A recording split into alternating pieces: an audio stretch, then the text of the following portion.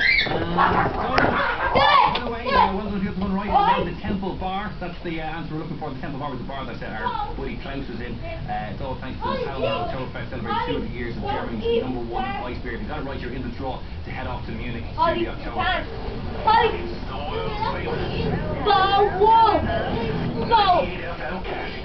A grand on the line every hour. Let's make him call.